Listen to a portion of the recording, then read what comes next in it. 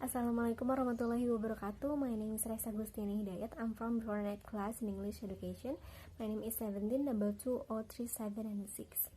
And in here I want to make a discussion. Di sini saya akan memaparkan mengenai analisis dan desain pekerjaan. Oke, and di sini saya memiliki 3 poin utama. Yang pertama itu ada organisasional. Organisasional itu adalah efisiensi atau hal yang mendukung dan hal yang mendorong seseorang untuk melakukan atau menghasilkan output yang optimal. Dan dalam pengerjaannya itu memiliki 3 faktor pendukung atau yang mempengaruhinya. Yang pertama itu ada pendekatan mekanistik. Pendekatan mekanistik ini adalah bagaimana satu karyawan dapat bekerja atau dapat melaksanakan pekerjaan secara tim atau tidak. Begitu, karena dalam satu pekerjaan kan ada pekerjaan yang dikerjakan secara sendiri, ada juga pekerjaan yang memang dikerjakan secara tim. Nah, kemudian yang kedua itu ada aliran kerja. Dalam aliran kerja itu tergantung dari produk atau jasa yang dihasilkan. Itu akan mempengaruhi dari keseimbangan pekerjaan itu sendiri. Biasanya semakin banyak produk yang dihasilkan, semakin tinggi pula tingkat pekerjaan satu karyawan dalam perusahaan tersebut, begitu. Dan semakin seimbang atau tidakkah itu tergantung dari perusahaan itu sendiri memberikan kebijakan seperti apa. Kemudian yang ketiga itu ada praktek-praktek kerja. Dalam praktek-praktek kerja itu yaitu mengenai cara pelaksanaan kerja itu sendiri. Cara pelaksanaan kerja itu sendiri dalam satu perusahaan itu yang dilakukan karyawan apakah sesuai prosedur atau tidak, ataupun sebaliknya karyawan dapat memberikan fasilitas yang baik atau tidak dalam lingkungan pekerjaan satu karyawan atau dalam lingkungan semua satu perusahaan, seperti itu. Biasanya cara pelaksanaan kerja itu tergantung dari tradisi atau kesepakatan karyawan dari awal, jika memang dia baru diterima bekerja di satu perusahaan tersebut. Kemudian hal utama yang kedua itu ada lingkungan. Lingkungan itu adalah tersedianya karyawan berpotensi. Biasanya hal ini dipengaruhi oleh 2 faktor, yaitu faktor eksternal dan faktor internal. Faktor eksternal itu adalah faktor biasanya dari masyarakat itu sendiri atau dari orang-orang terdekat, orang-orang dalam satu perusahaan itu sendiri. Biasanya orang dalam perusahaan itu sendiri akan lebih menghargai orang atau karyawan yang memang pendidikan itu lebih tinggi di atasnya. Biasanya semakin tinggi pendidikan seseorang dalam bekerja dalam satu perusahaan, maka akan lebih dihargai di lingkungannya, seperti itu. Kemudian yang kedua adalah ada faktor internalnya. Faktor internal itu adalah dari potensi karyawan itu sendiri dalam satu bidang. Biasanya potensi setiap karyawan itu memiliki potensi yang berbeda-beda, tergantung dari minat dan motivasi dari satu karyawan tersebut. Nah, itu faktor utama yang kedua. Yang terakhir atau yang ketiga itu ada elemen keperilakuan. Elemen keperilakuan itu menjadi hal yang krusial karena itu menyangkut dari attitude setiap orang yang mungkin berbeda-beda.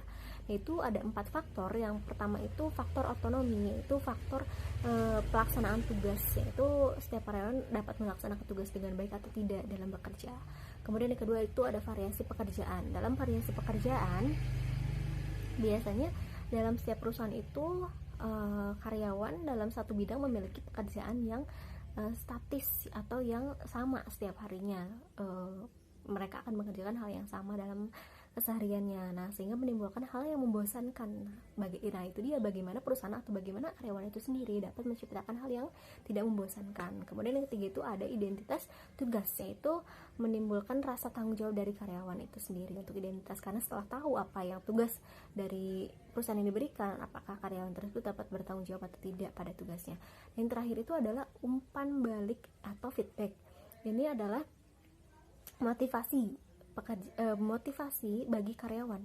Ini adalah hal yang utama karena semakin tinggi motivasi karyawan dalam bekerja, maka dia akan melakukan dengan baik pekerjaannya. Oke, yang selanjutnya itu adalah perencanaan sumber daya manusia.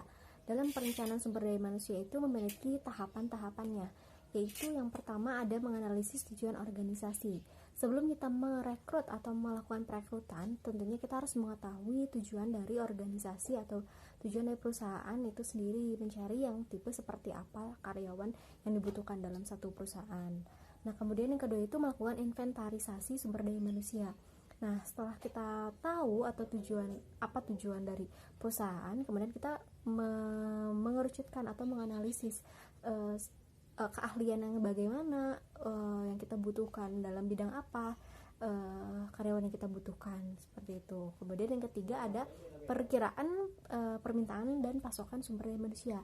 Nah, kira-kira setelah kita tahu karakter atau keahlian seperti apa karyawan yang kita butuhkan, kemudian kita juga harus tahu berapa banyak karyawan kita butuhkan dan dalam bidang mana saja karyawan kita butuhkan, sehingga untuk merekrutnya pun sesuai dengan apa yang dibutuhkan atau permintaan gitu. Kemudian yang selanjutnya itu ada memperkirakan kesenjangan sumber daya manusia, yaitu biasanya setelah kita tahu, biasanya kita akan meningkatkan produktivitas dalam suatu perusahaan atau tidak. Nah, misalnya kita telah merekrut satu karyawan atau beberapa karyawan baru, nah sehingga kita juga harus tahu apakah hal tersebut dapat meningkatkan produktivitas dari suatu perusahaan kita atau tidak. Kemudian yang selanjutnya adalah merumuskan rencana tindakan sumber daya manusia. Setelah itu baru kita melakukan tindakan atau kita melakukan perekrutan. Nah, setelah kita mendapatkan hasil perekrutan, kita melakukan pemantauan atau pengendalian. Nah, di sini kita dapat menyeleksi dari karyawan telah bekerja dalam suatu perusahaan.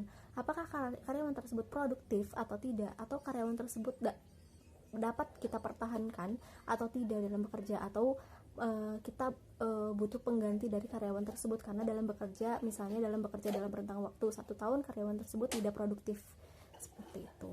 Nah, I think saya pikir untuk perencanaan sumber daya manusia itu telah selesai kita bahas.